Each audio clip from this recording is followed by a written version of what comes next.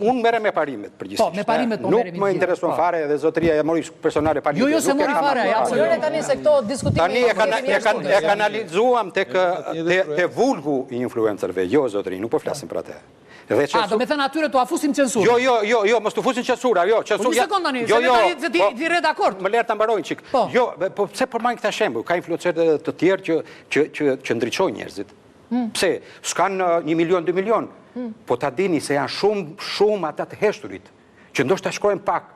Janë shumë. Cilët janë?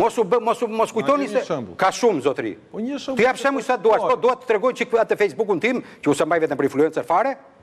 Edhe lexoje të them unë. Ka shumë, prandaj mos u tërhiqni dhe mos u dorzoni. Na thuaj që të ndjekni. Ama ju lutem. Nuk mund të jemi në flamutar të censurave. Nuk na vjen asnjë gjë e mirë nga censurat. Ore, pse duhet diplomimi i censurë ty tani? Të lutem shumë. Ja ta shpjegoj edhe çik. Se ke kaq problem ti që këto diet të certifikohen. Ja një sekondë të lutem. Ore, je mençur ti zotëri? Të jap dy shembuj. Ore, e di veten si të mençur ti. Të jap dy shembuj. Po të jap dy shembuj, po them. Po më lër që të kthej argumentin me shembuj. Tani të lutem, po, dhe parimit do të shembull mbrapa. Zotëri që certifikohet, vuloset. Okej. Se mos ngjerim te dogmat. Po. Mjekësia që ne kemi mbar botërore sot, që ka hyrë në fuqinë në 1920. Po mos na ço kemi Të lutem tani, po ka gjë më të rëndësishme tani, më vjen keq. Ore, pse je kundra diplomimit? Schopenhaueri ka thënë, zonjë, të lutem.